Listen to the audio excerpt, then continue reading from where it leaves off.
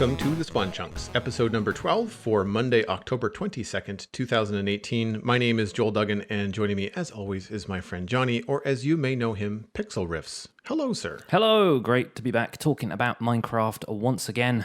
This is episode 12. Yeah, gosh.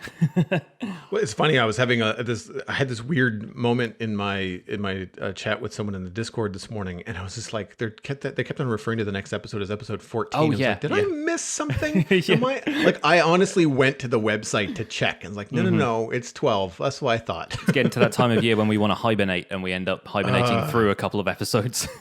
Dude, I'm telling you. So I don't have a whole lot this week to talk about because I haven't been playing much. So what have you been doing in Minecraft this week? I've been going back and finishing old projects. It feels like a nice thing to do before kind of getting into some serious work on the cruise ship, which is, you know, the main thing hanging over my head right now. It's out there in the harbor looking big and bulky, and I've been doing a little bit of work on it to kind of tidy up the structure of it a little bit. The main thing I got from building the entire thing out of white concrete was that it looked very blocky in places. I wanted it to look a lot smoother than it did.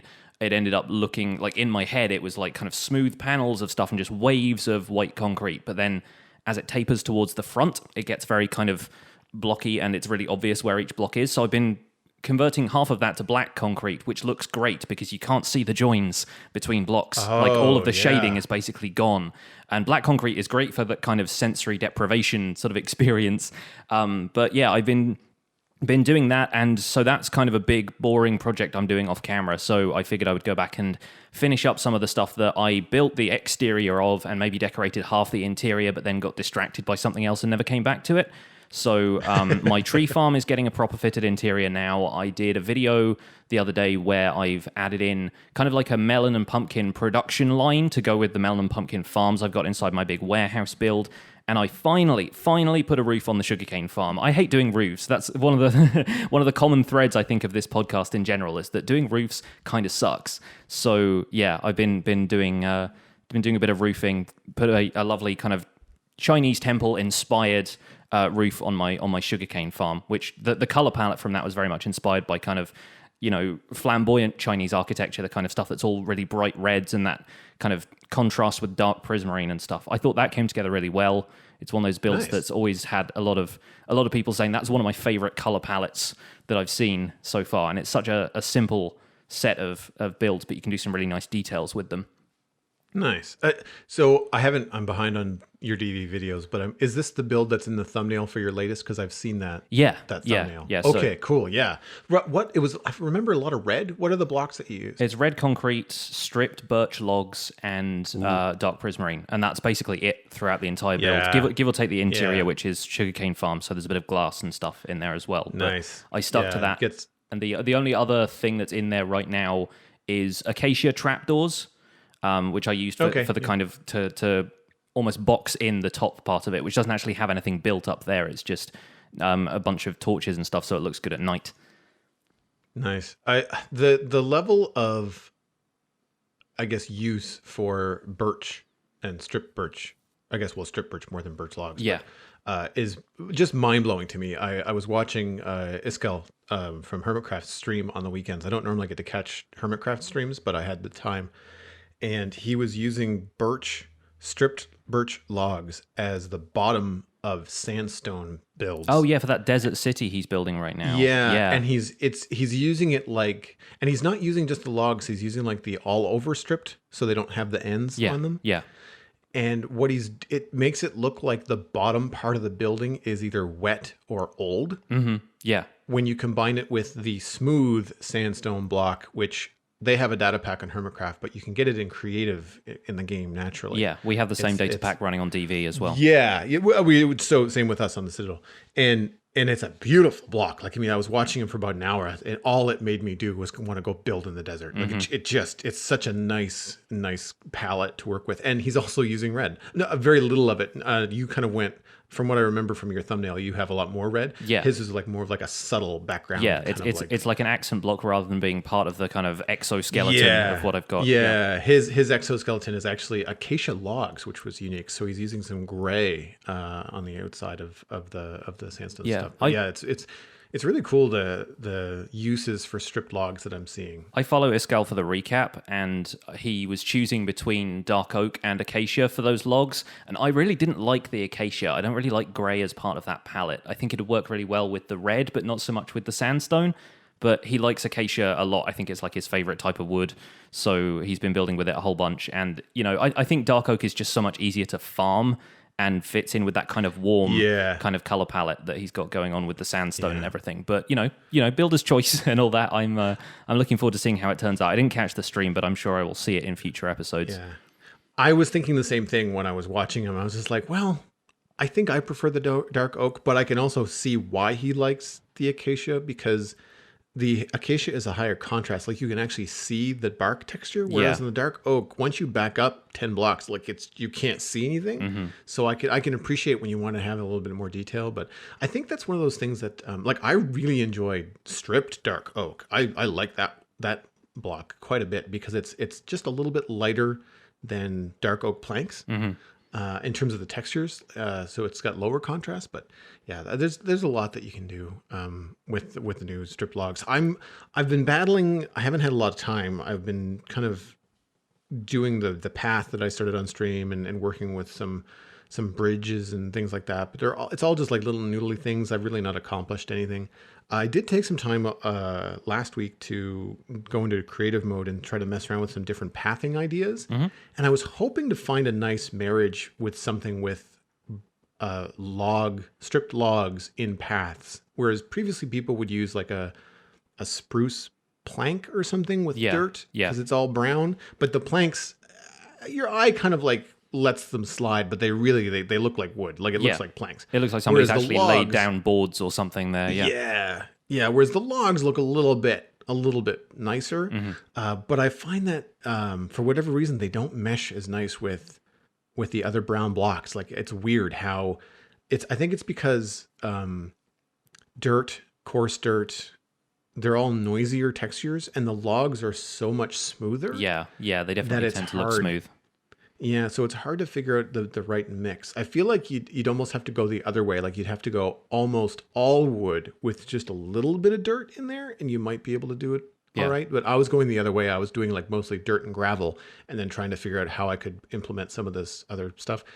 Just because I'd like to eventually build in like a taiga biome, and I think that like a brown path, but like a deep brown path, would look really good. In that sort of situation. I think it would. But one of the things that I've been messing around with, not really gameplay, but we have a small note later on that Optifine is now out for Minecraft 1.13.1, just in time for 1.13.2 to come out. Exactly, But I've been messing around with shaders, and I've had some help. I have to give Fwip a shout out. I was talking with him, and he gave me some pointers as to what kind of avenues to travel down. Because I had this huge library of shader packs. All of them were just this mess of like high, medium, low, extreme, brain explosion. Like it doesn't tell you anything about what changes under the hood. But I've narrowed it down to Silder's Enhanced Default, redone version 1.04, longest name ever, and Builder's QOL shaders version 2.0.3. If anyone out there knows of these shaders and has other shaders that you can recommend to me, I would very much appreciate it. I'm looking for mostly screenshots. I can't play at much more than 30 frames a second when I've got shaders going. So I don't think it would be good for a stream. Like I think I would probably drop to an unplayable level while streaming. Yeah. But it makes for much more aesthetic screenshots for what I want to do for both the Spawn Chunks and my own Let's Play and stuff. But I don't find that either one of those are perfect. Like Builder's QOL has some fantastic nether shaders. Like it doesn't turn everything all orange, but it still gives lava and nether portals like this really cool effect. Without overpowering everything. Nether shaders tend to look very like foggy and stuff a lot of the time, and maybe there's like a heat haze to it and stuff, which on the one hand is maybe realistic for the environment of the nether, but when it comes to taking screenshots, like clear screenshots of your builds, it can get a little distracting. Everything just kind of disappears into the distance fog a lot of the time. And I find everything gets super overbloomed. And that's something I really liked about Silder's Enhanced Default shaders, is that it's really just it's similar to like a vanilla plus mod in that it just takes vanilla Minecraft and just ups it just a little bit. Yeah. And with Silder's enhanced, and he's got a whole ream of like everything all the way up to the intense. And the Silder's enhanced stuff, that's where I draw the line. I was like, oh, I was disappointed because when I tried the really high stuff, it went the way of all the different shaders that I don't like, which is the ones that are really orange at nighttime in the overworld. Every lamp that you have, every torch that you have has this big orange glow. And like, I've been around campfires, and yes, there's an orange light, but it doesn't glow like the moon. Yeah. And so I find that it's really kind of off-putting. And I think part of it is people trying to make shaders that like mimic mathematically the way that real world light works.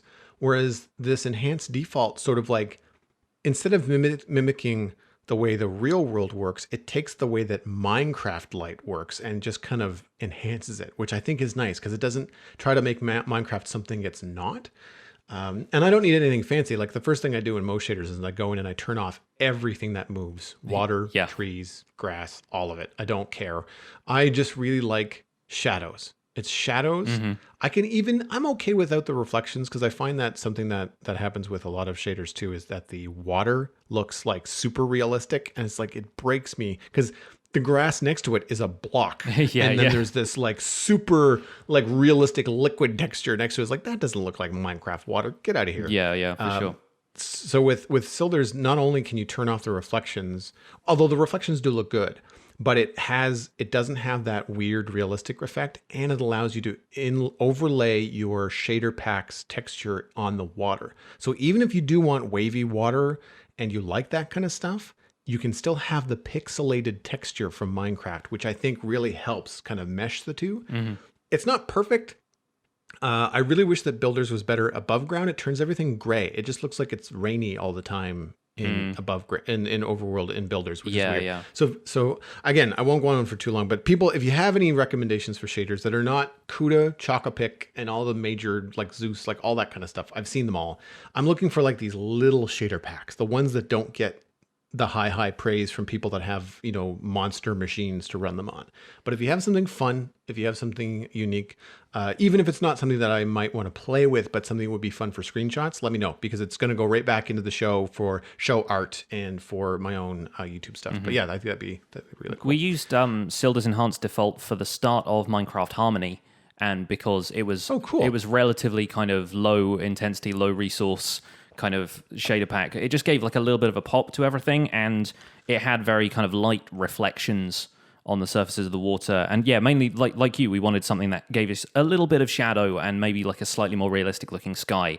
And I think that was all we went with at the time. So that's probably the lightest shader pack I've used. But for general gameplay, I don't tend to like shaders all that much. Partly, as you say, because of the performance increase, the kind of FPS drops and stuff. But I tend to save shaders for things which I feel should be more cinematic, like the time lapses I tend to do, or anything that I shoot with replay mod. It tends to be like if the camera moves and stuff can be realistic, or it's kind of, a thing that I want to set to music, so I naturally want to bring in a bit of a cinematic energy to it anyway, that's when I go to shaders. So I don't personally mind too much getting like the heavier packs out, your kind of Silder's Vibrant High, which is what I tend to use for my time lapses right now. All of those ones tend to work a little bit better for something that's got that kind of screen presence. But they are doing exactly what you don't want them to do. Basically, they're kind of adjusting the water surface kind of textures. It gets all kind of realistic and ripply, and the building, the sort of the leaves on buildings get wavy, and that is the problem. Really, is like natural stuff like potted plants and things you don't necessarily want if you're using leaves. You don't want them to wave in the wind, especially if they're indoors. But they have to kind of apply that stuff globally, so it's difficult for them to determine if it's got a block over it, then it can't wave. Isn't something that the shaders can calculate. So it gets a little bit difficult. Also, there were some hilarious incompatibilities with old shaders and 1.13 Optifine when the beta started rolling out, or even in like the alpha versions, I think, where like normal blocks would start waving instead of just leaves, and so everyone would have these weird like earthquakey buildings.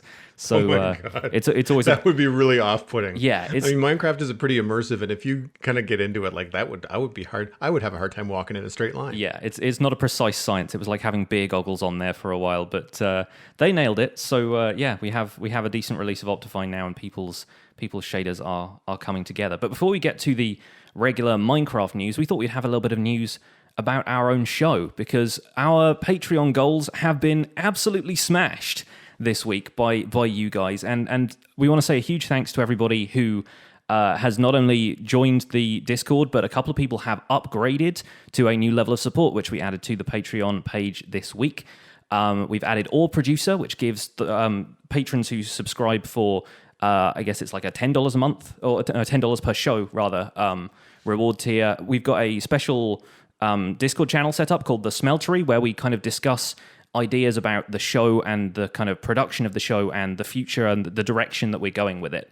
And so these are kind of like our, I hesitate to say our most valued community members, because of course we value everybody, but they are people whose opinions we can trust and who have like a good idea about where they want to see the show go, what kind of discussion topics we want to approach in future. And it's really great to have people's input.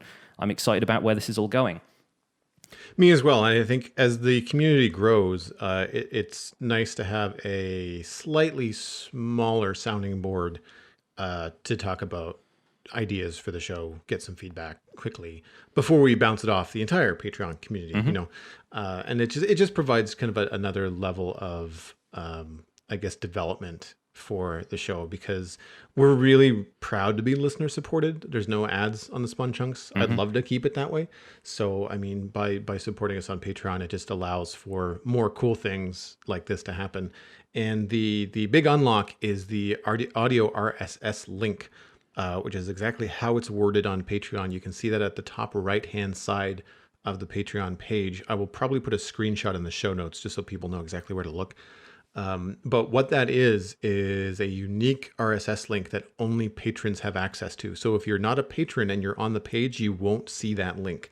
What you can do is you can use your podcatcher app. You can use whatever way you like to listen to the show and subscribe to that link. What you will get is the Spawn Chunks proper, but you'll get it bookended with some pre-show and some post-show chat with Pixlriffs and I. And that will only be available through that link. If you have us subscribed on iTunes or any other kind of RSS feed, that's just going to be the show proper that you're used to. The last 10 or 11 episodes, it's going to be exactly that. But it's only the Patreon RSS link that will have the extended show, and it's going to be for patrons. And I think it's a great way to kind of reward the people that have been supporting us thus far into this little adventure. And I'm stoked. I think it's awesome to see the show moving forward. Absolutely. That should still be listenable to through the Patreon webpage as well, right? If Yes. there's like posts that are for patrons only that might kind of be locked behind that, or you can click on the RSS feed and you should be able to get like a list of the episodes from there. So it doesn't have to be through the podcatcher app, but that's just a way you can do that if you listen to podcasts on the go. Precisely, yeah. And if you go to the Patreon page, you will likely see a Spawn Chunks episode, which will be public and available to listen without being a patron. And then you'll also see whatever we call it, Spawn Chunks Extended, Spawn Chunks, patron episode, whatever it happens to be in the title, because this all just happened like 2 days ago. Yeah, so we haven't really sorted out the names. The branding is to be confirmed, yeah. Yeah, but you'll see another similar post, but if you're not a patron, it'll just be grayed out and it'll have a lock on it, just indicating that this is for patrons only. So that's how that works. And for the people that might be new to Patreon that are supporting us, you still only, like we indicate when we post on Patreon which of the episodes count as charged posts for the month. And those are still only going to be the show proper. So the unextended one is the one that people will be charged for. The extended version is just a bonus for patrons. Right. Enough about us. How about Minecraft? What's new in the world of Minecraft? We did briefly mention that 1.13.2 is out now. Yes. So that's out, and there is a list of improvements and changes and stuff. It was touted last week as coming soon, and then they said coming Monday, and here it is Monday, and it's here. So that's all good news as per the plan. And they managed to get it out before we started the show instead of after. Like we've been behind the curve for the last few weeks. So unless they announce something in the next couple of hours, we should hopefully be on the cutting edge of this week's news. Yeah, I caught it on Twitter. It was Adrian Ostergaard. I hope I'm pronouncing his last name right. He tweeted that 1.13.2 is out, and he linked to the Minecraft.net site. We'll have all of those links on the show notes as well. Things like improved performance for upgrading worlds, improved startup time, which I didn't really actually notice until I read this bug, and I was like, yeah, you know what? It does take a really long time to boot up Minecraft since 1.13. And other things like performance of turtle pathfinding, which I didn't know was a thing. Basically it's just a lot of bug fixes that were crashing the game and or causing slowdown stuff. No mention directly of COD AI, which I know was a bug that people were complaining about, but that could also just be improved mob spawning performance. That's a broad kind of bullet point. So there could be a lot of stuff.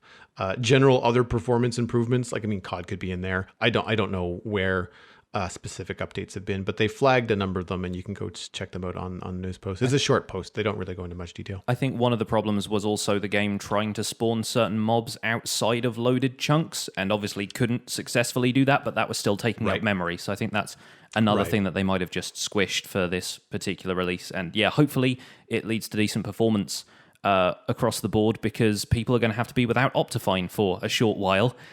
Despite the fact that Optifine 1.13 has just had a full release.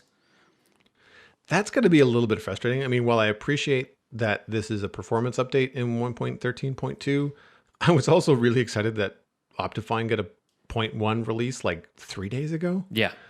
Not even. And so I've been playing with shaders all weekend because I haven't been able to. And so now it's just like, oh, great. Yeah. So now I can't do that. But I'm hoping that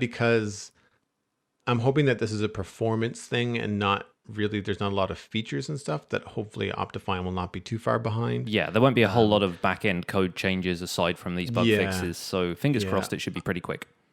I'm also doubting that there's going to be a 13.3 anytime soon from Mojang, so that means that Optifine might have a longer life this time around. Yeah, looks like they're pretty focused on 1.14 snapshots from now on. Speaking of which, the first snapshot is built, and Dinnerbone confirms it is going to be out on Wednesday. So following the kind of cryptic pictures that they posted a couple of weeks back, it has been confirmed that it's coming out this Wednesday, the 24th of October, in which case I did a bit of number crunching beforehand. I think it's going to be snapshot 18W43A, because I think it's going to be the 43rd week of the year.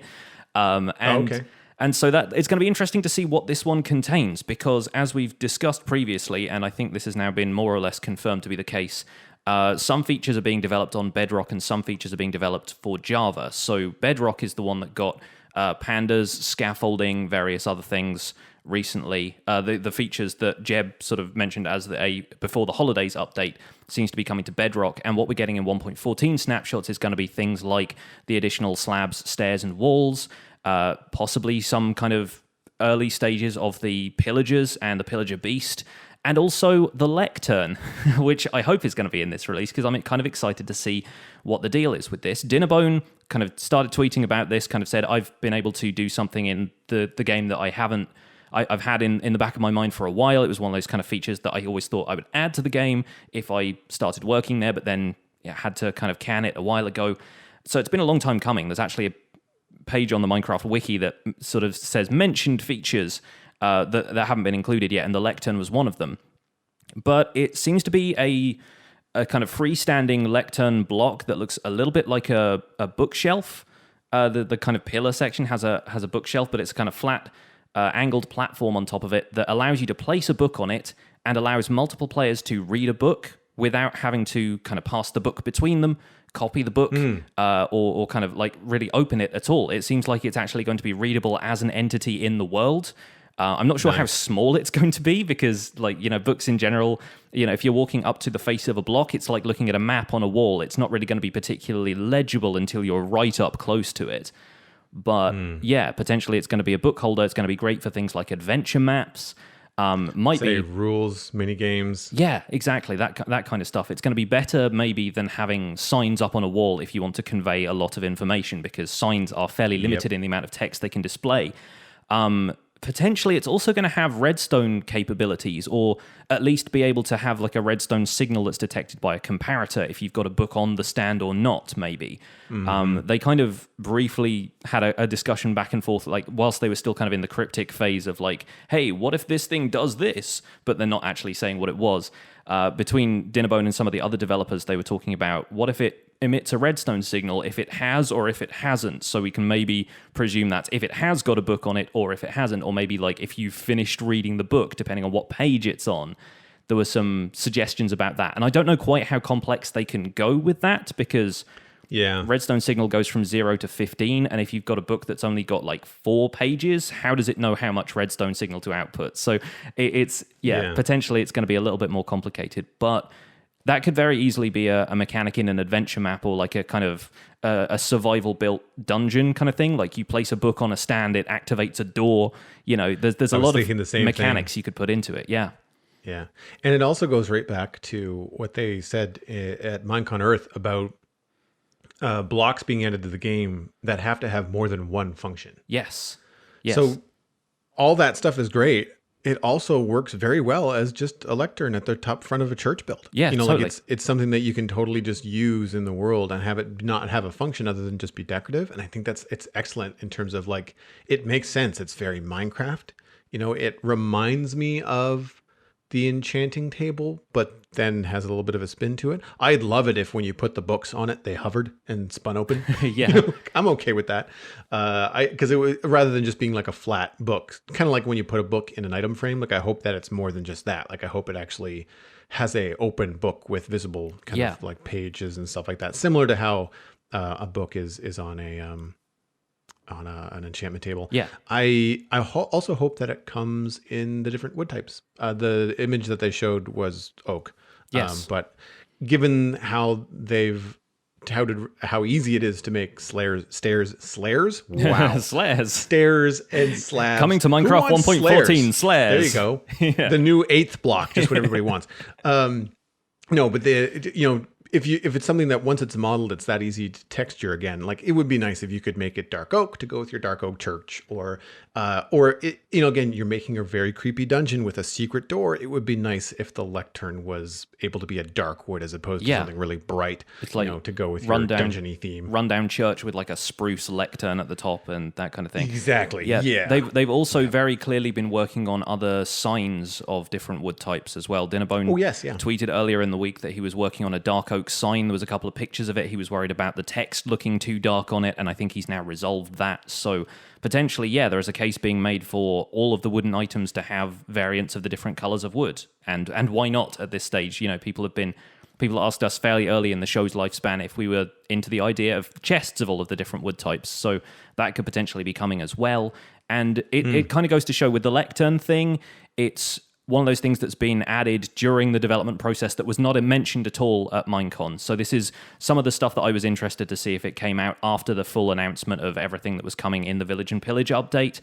What else is going to show up in the development process that they just haven't told us about yet? Or, they're not certain if they can develop it in time for this, but it would be nice to have. So this is promising. I really, I'm looking forward to seeing what other things pop up between now and early next year when the Village and Pillage update is reportedly coming out. Yeah. I'm sure it's craftable, but it would also be neat if it was actually found in village churches. Yeah, that would be good. Like you could collect it with a silk touch sort of thing. Yeah, and certainly if villages are getting a redesign, that's potentially going to happen because the interiors of buildings might get a little bit more refined in the process. One other thing we wanted to touch on before we move on is the cat submissions, the kind of community cat submission thing for the final cat skin that they have yet to add to the stray cats. There is an article about that on Minecraft.net about the submissions process with the terms and conditions, because obviously it's they're basically asking to use the image rights of your cat forevermore, and that is the prize. There's no kind of monetary kind of element to it or whatever. You don't get a check for your cat. Your cat doesn't get royalties as a result of being in Minecraft, but it's definitely worth people with beloved cats and iconic cats that don't have a texture. Like it's really weird calling like a cat's natural kind of fur and patterns and stuff a texture, but you know what I mean, like something that would translate well to a Minecraft texture that isn't already really close to one of the other cats that they've got kind of mapped out there, because there are, I think, 11 different types of cat, including this one now. There's a lot going there. But if you want to submit an image of your cat, you can do that. The link for that will be in the show notes. Submissions seem to be ending on the 12th of November, and then there's going to be like probably 2 or 3 days worth of them sorting through all of these images, maybe kind of doing an early pass at it, and then there is going to be a voting period for, I don't know, a short list of cats that they think would make good additions to the game. And I think that lasts for maybe a week, and then presumably because they want to get these features out to Bedrock players before the holidays, then I imagine that's going to be added in pretty quickly. So submit your cats. Who knows? Good Times with Scar has a fairly iconic cat by the name of Jelly, who has kind of been a mascot for his channel alongside, the Hermitcraft community has been making a big push for Jelly to be one of the cats who is considered for this competition. And I retweeted that video a while ago because I was like, I think Jelly would make a good addition. She doesn't look like any of the existing cats, so I think I was going to say I hope, because I'd like to see the same thing happen for Scar, because he just does so much for the Minecraft community. He's such a positive influence and positive role model for people. It'd be nice to see Jelly make the cut, but at the same time you're like, I hope Jelly doesn't look like just some other cat that's already up there, because that would suck. Yeah, exactly. You got to make it special for sure. Yeah. Yeah. But it would be, because that would be really cool if it, because you know how when you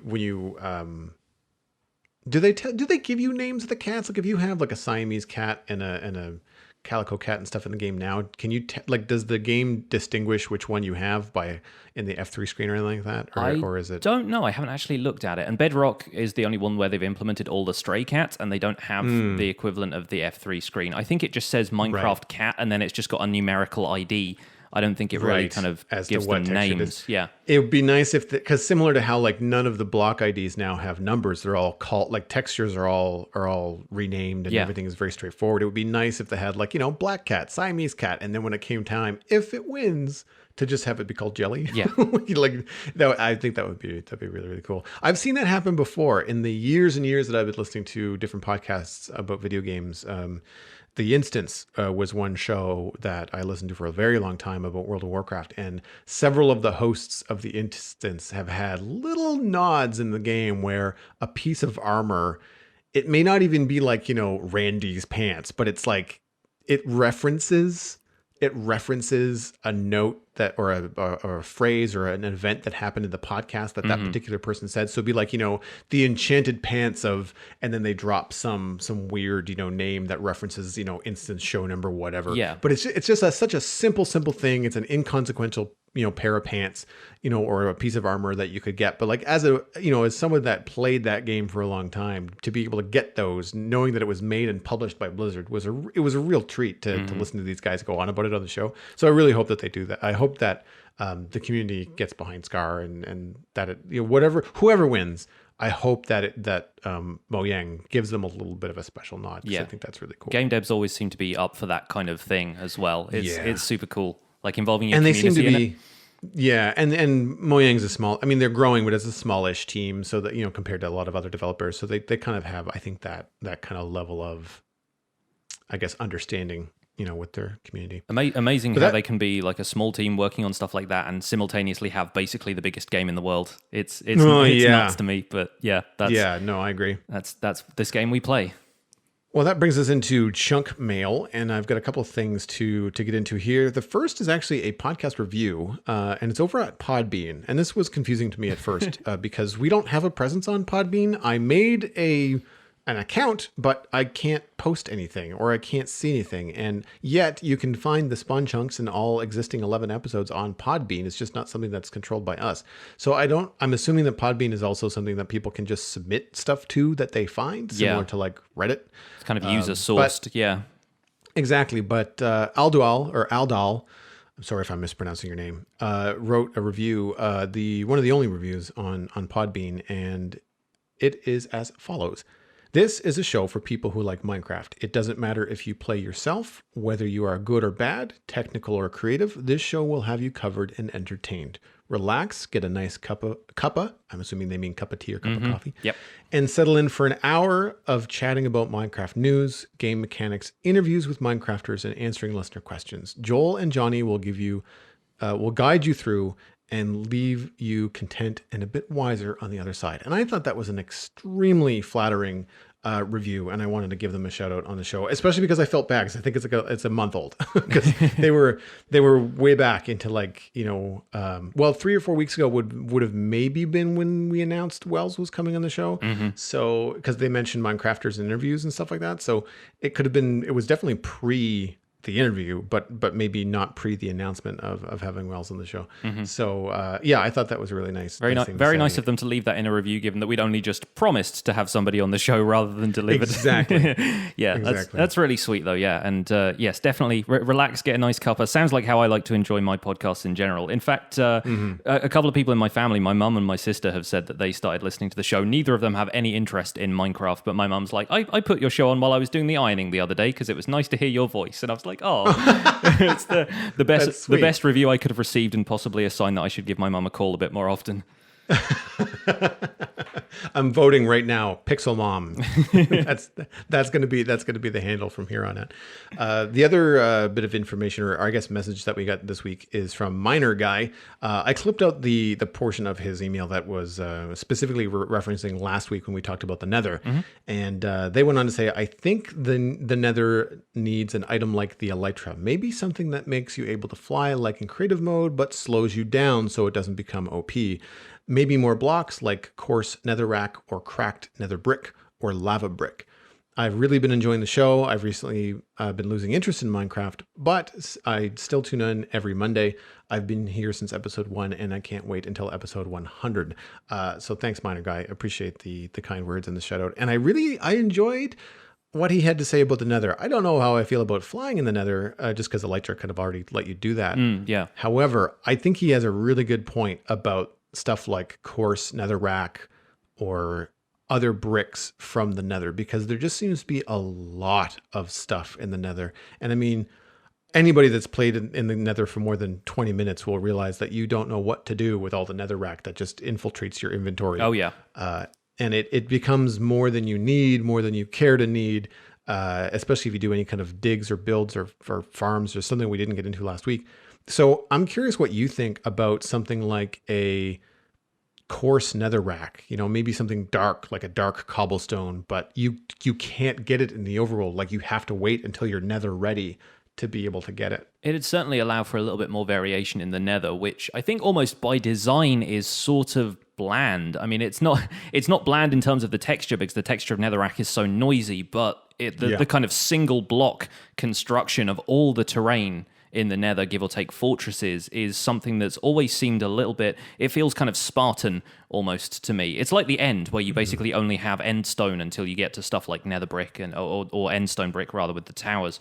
But yeah, right. I feel like there is opportunity in future for them to add something like a coarse netherrack, or some other kind of material to mix in there, something to vary the Nether terrain a little bit. And people were expecting 1.14 to be some kind of Nether overhaul or a caving overhaul, and I feel like that's probably something that's on Mojang's radar for the future. If not kind of decided upon by now, then it's definitely something that could be worked in. I've seen some really great modded kind of terrain overhauls of the Nether, and some of which I preferred more than others. There are some that can get like too extravagant, and especially in Biomes of Plenty, there's just tons of stuff they've done to the Nether, and it's like a completely different landscape. Yeah. But there's definitely scope for it.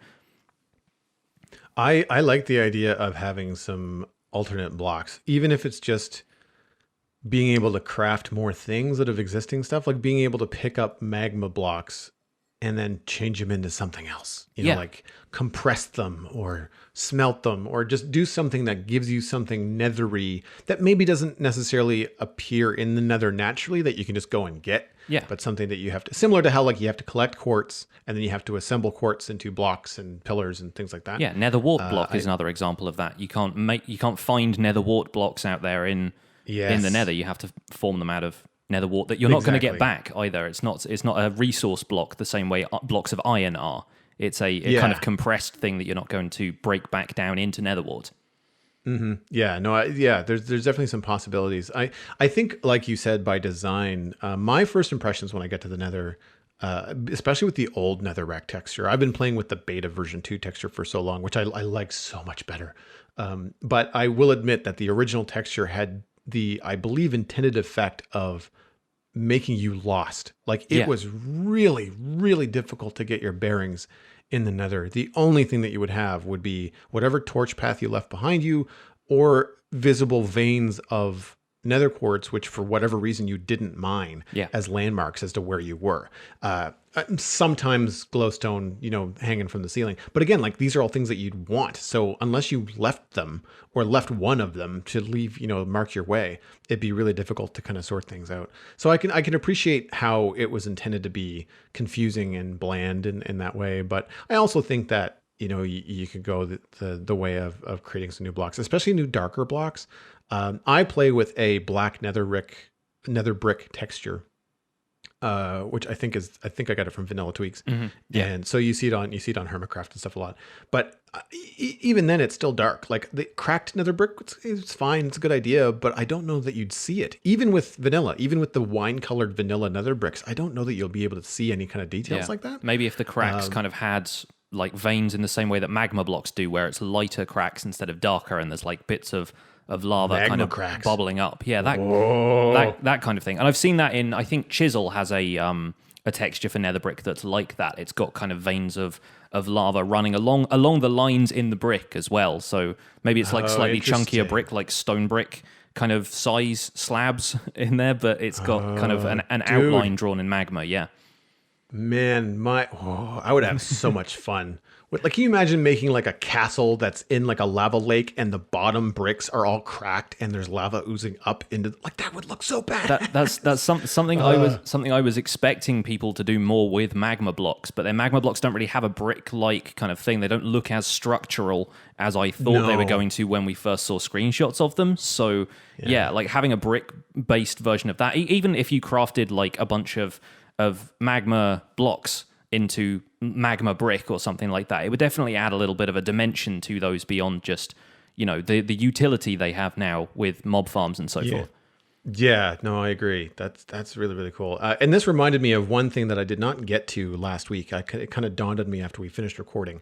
And that was the rules that we were talking about that they kind of pitched on Twitter from, I believe it was Dinnerbone, about what materials get fences versus what materials get stone walls, etc. And it made me realize that if that's the case, then something like quartz from the Nether would mean it would follow the rules of the Nether of possibly getting a fence, not a wall, because Nether brick blocks you can turn them into nether brick fences, which is the only stone fence in the game, which means you could potentially have your, we'll say, white picket fence. I'm assuming it would have the same fence design that Minecraft has, worldwide. But still, it would be a proper white fence, not a birch fence, for something in the overworld, which I think it would have dual purpose. Like you could use it for all kinds of things, but one of those things you could use it for would be the traditional white picket fence build that people would probably want in their houses. Yeah. It fits the rules. I'm just saying, Boyan. Just saying. Just following the rules here, guys. Yeah. And I feel like that'd also look really great as like, you can have candles on the end of like a candelabra sort of thing on a church. You could make chandeliers with just big old candles with a torch on the top, obviously. But then the having a white fence in the game would really give them a bit more presence, And that'd spires on towers. Absolutely, solid additions. So here we go. We're drawing the line in the sand here, folks. The Spawn Chunks wants white fences. Make it happen. Well, that brings us into the topic of the week, and it's far from white picket fences, as a matter of fact. With Halloween coming around the corner, we thought it might be fun to dive into another mob for our main show discussion, and we landed on phantoms, and they are, I guess, they're relatively new. 1.13, right? That's when they came out. Yeah, absolutely. They were the result of the Minecon 2017 mob vote. The people narrowed it down to phantoms. We all had our say, and at the time they didn't have any name other than the Terror of the Night Skies. But phantoms, when the name was eventually chosen, became a favorite, and they've kind of changed the game. I feel like adding mobs that spawn in mid-air, encouraging players everywhere to sleep so that they don't have to encounter them, and controversially, for me at least, as an inhabitant of a mushroom island, becoming a hostile mob that can still spawn when you're standing in a mushroom fields biome. So normally the only thing that spawns there is mushrooms, and you don't get any hostile mob spawns, but phantoms still harass me if I haven't slept for a few days. So what are your thoughts about phantoms since they've been added? You played for a couple of versions before 1.13, so you've had at least some chance to play Minecraft before and after phantoms. How do you feel about them now they're in your life? Well, I don't encounter them that often. I am usually the only person on the server when I play anyway. So if I'm in the overworld, a lot of time I'm building because I'm a builder like you, and I prefer to do that in the daylight. Yeah. Not just for creepers, but just for in general, just as easier to see what you're doing. Especially in situations where Optifine isn't working, so you don't have a torch in your hand to light your way. Yeah. So I haven't encountered them that often. And for a little bit, we actually debated. We played 1.13 for about a month or so before we implemented the data pack for single player sleep. Because we were enjoying the mechanic of dealing with phantoms and having to sleep, and we wanted to encounter them and see what was up. I don't really find them all that challenging, but I think it's because a lot of times, as I mentioned before, the people that play on the Citadel, even if I'm not alone, we just tend to sleep a lot. There's beds everywhere. People are building. People hate creepers, so they just tend to sleep as soon as they can. So there's not much of an opportunity for phantoms to spawn. Because even if I haven't slept, if someone else on the server sleeps, my sleep count is still up to 3. But if there's no nighttime, then they don't spawn. Yeah, for sure. So yeah, like unless you've got the perfect mix on a server, then you're not going to have them that often. I don't find them that challenging. They do hit pretty hard. If you do get tagged by one when you're just wearing an elytra or something like that, like they knock you around. But I find that their pathing is pretty limited. They don't seem to be able to find you very easily. Yeah. Or they're slow on the attack. I would say the real issue with phantoms is when you are out at night and you are unaware that you haven't slept and you're doing something like clearing some skeletons, or you're building something new where you haven't lit up the area. But when you have to deal with phantoms and other mobs, that's when it's a problem. Yeah. So you're working in more than just like, the 360 degrees around you. You've also got like the sky to worry about when it comes to stuff spawning. Like when you also have to worry about being, because you're just your brain is so trained to just look around. Zombies, skeletons, creepers, they're all ground level. But once you've got something that is out of your peripheral, because they spawn like directly above you, and they circle really high. It's like 30 or 40 blocks or something, 20 or 30 blocks above you, I think. Yeah, it's something along those lines, because mobs have to spawn. The hostile mobs generally spawn around 24 blocks away from you, so I think it's in the 24 to 30 range roughly. Right. So they still adhere to that. I was reading on the wiki before the show that they count as part of the mob cap, but they ignore it when they're trying to spawn in. Yeah. So you won't get more zombies after you get phantoms, but you can be surrounded by zombies and still have phantoms spawn above you. It's a little bit scary. So how do they affect your gameplay now that because you're dealing with them basically on your own? Like there's nothing else. You don't have like a skeleton phantom tag team on a mushroom island. Yeah, I've sort of treated them as like, it's almost like a sport rather than like a serious kind of concern, it's like the coolest way in which you can kill a phantom is kind of cool. And I know Hermitcraft right now is having a kind of October long competition for Halloween to see how many people can kill like the most phantoms, and they've got like a scoreboard going and stuff, which is all being tracked by data behind the scenes, which is super fun and actually pretty clever. They've got like a prize pool going and everything. But I really like phantoms. Not that I necessarily want them to be around, but I think they feel very kind of complete as a feature, if that makes sense. Like, they've got unique mechanics to them. The fact that they spawn in the air at night, they kind of have an effect on gameplay because you actually are concerned about making sure that you can sleep if you want to avoid them. They aren't just a variant of an existing mob either. You don't find, they're not sort of, a new skeleton, a new zombie, the kind of things that people have occasionally thrown stones at Mojang for being a little lazy and adding in like the drowned or husks, things that are variants of existing mobs. And they've got their own drops as well. They've got Phantom Membrane, which I think is a great addition. And it's one of those things where previously when people have been calling Mojang out for being quote unquote lazy about adding stuff. It's when something like a polar bear comes along and all it drops is fish. There's no kind of unique reason to attack them. And obviously with hostile mobs, it makes more sense because you're going to want to kill them. Therefore, them dropping unique stuff is kind of a good thing. You're encouraged to deal with them as they appear.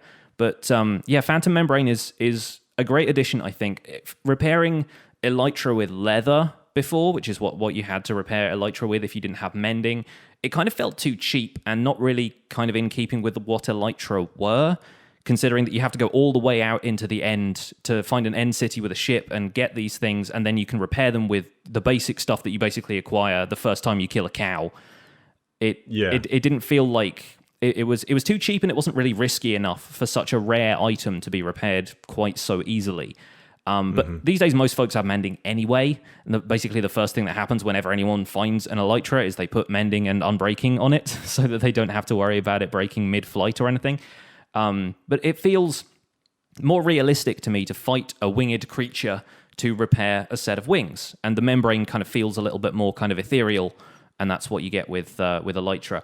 It's weird, though, when you consider that Phantoms being a product of not sleeping is supposed to mean, like, you know, you've stayed up for 3 days and, you know, your brain is starting to go slightly haywire, and, you know, these things are effectively ghosts that come out of the sky and attack you. They count as undead mobs as well. So effectively they're figments of your imagination, but then they drop real stuff that you can use to repair your equipment. It gets the justification for it gets a little bit shaky at that point. Yeah. But well, I don't know. I think that I like the idea of the 3 days. I think it's a unique mechanic. Like you said, it's thought through from start to finish. I kind of wish it was shorter. Really? On one hand, to your point, I appreciate that it makes the drop rare for repairing a rare item like the Elytra. On the other side, I don't see Phantoms hardly at all. Mm-hmm. And I know I will go through at least one Minecraft day without sleeping. Yeah. Because, you know, you go mining, you know, you do something when you're underground, you're indoors doing interiors, something like that. So I think maybe for me, from a PvP or PvE standpoint, I would prefer if they came out after one night of not sleeping. So in your second night, they would come out. However, I also appreciate the fact that if you did that, then they would just be everywhere.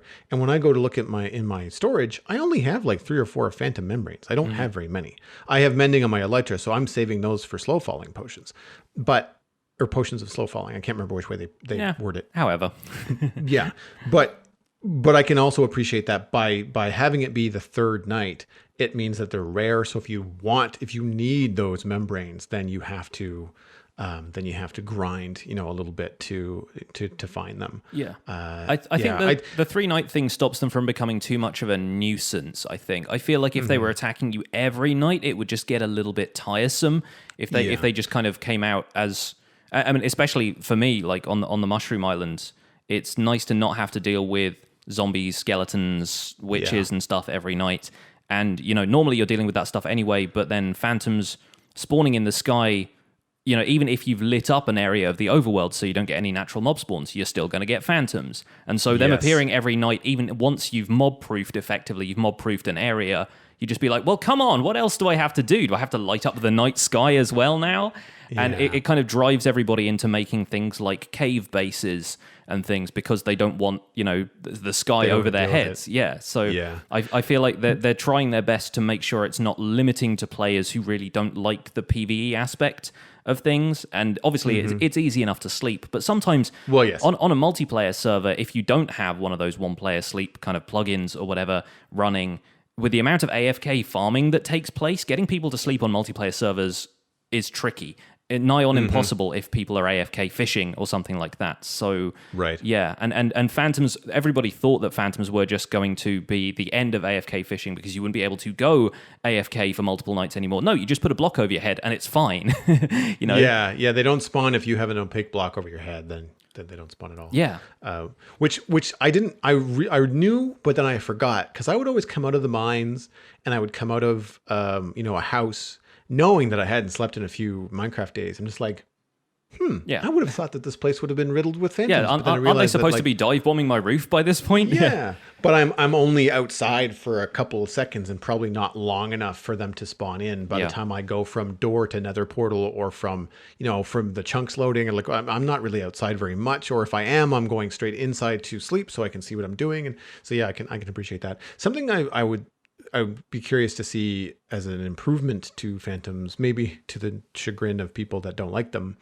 I kind of wish they had a ranged attack. Like, I kind of wish that they have to bump you to hit you. Like, they have to swoop down and bite you. Yeah.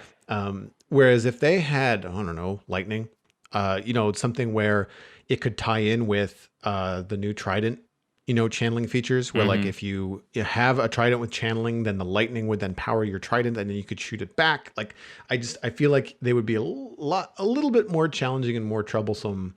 I would probably care more if I was outside and I was like, oh, there's a phantom, I'll just run until I find a bed, as opposed to like, oh no, there's a phantom and it has a ranged attack. and they've got lightning. Yeah. Like that's the kind of thing where like it's not like a gassed ballistic attack where it's going to shoot you where you were. Lightning is pretty fast. Like, I mean, it's going to probably tag you no matter what. I think that could be really interesting. It could introduce some fun mechanics in the game in terms of charging creepers, in terms of getting records. Like, there could be some fun mechanics there. It might be something that they could do, because there is a size tag for phantoms as well. This was something that came up in the snapshots. Yes. Azuma now has a data pack that adds in that size tag, which spawns larger phantoms if you haven't slept for a really long time.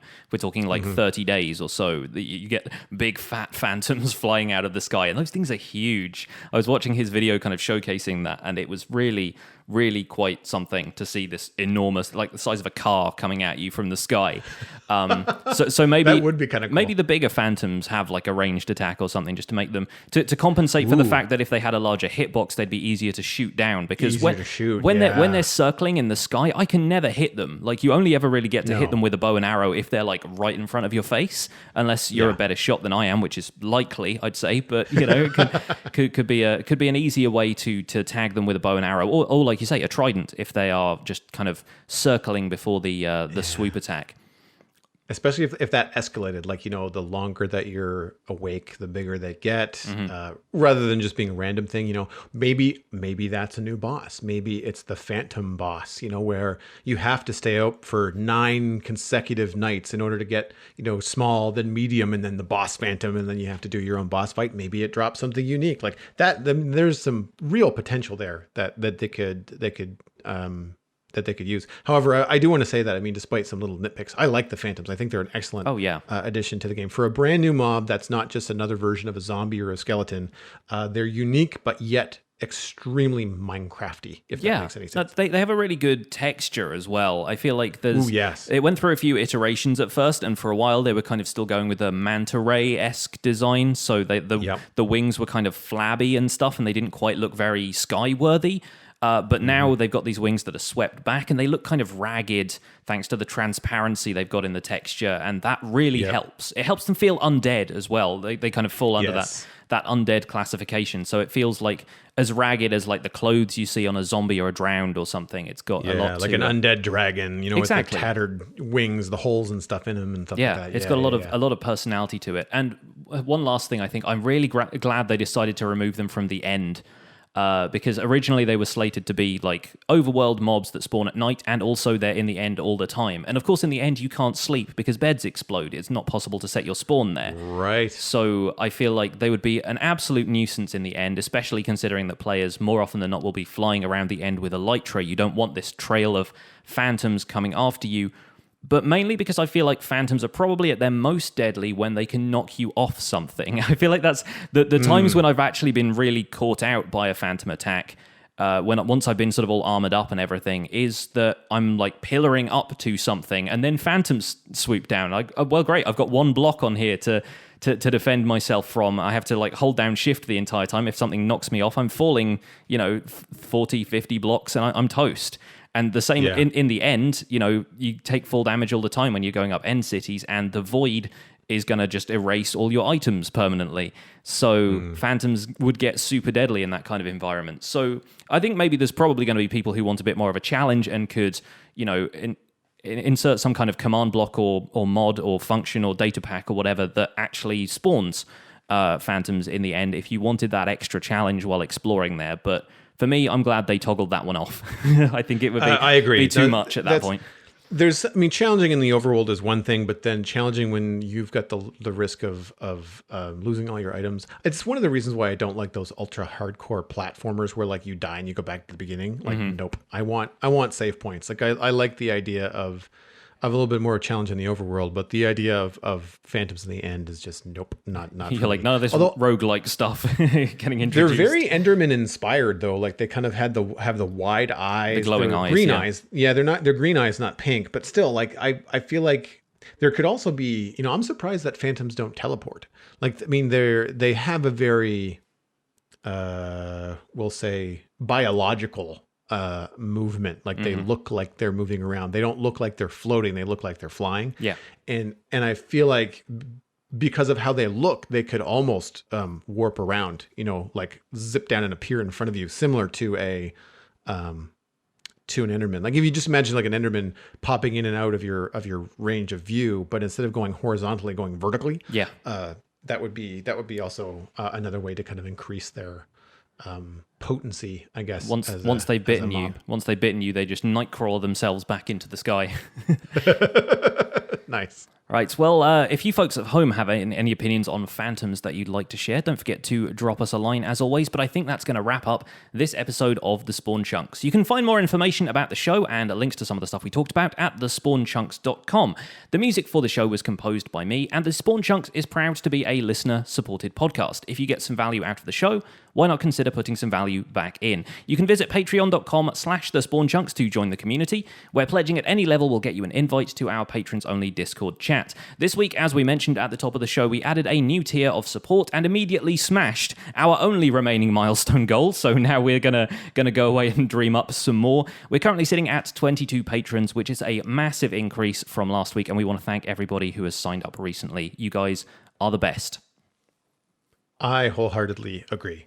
One of the best ways that you can share the podcast is just via your friends. You can find us at The Spawn Chunks on Twitter and Instagram, if those are your social media, I guess, nodes of choice. You can also just poke a friend in the arm and recommend the show.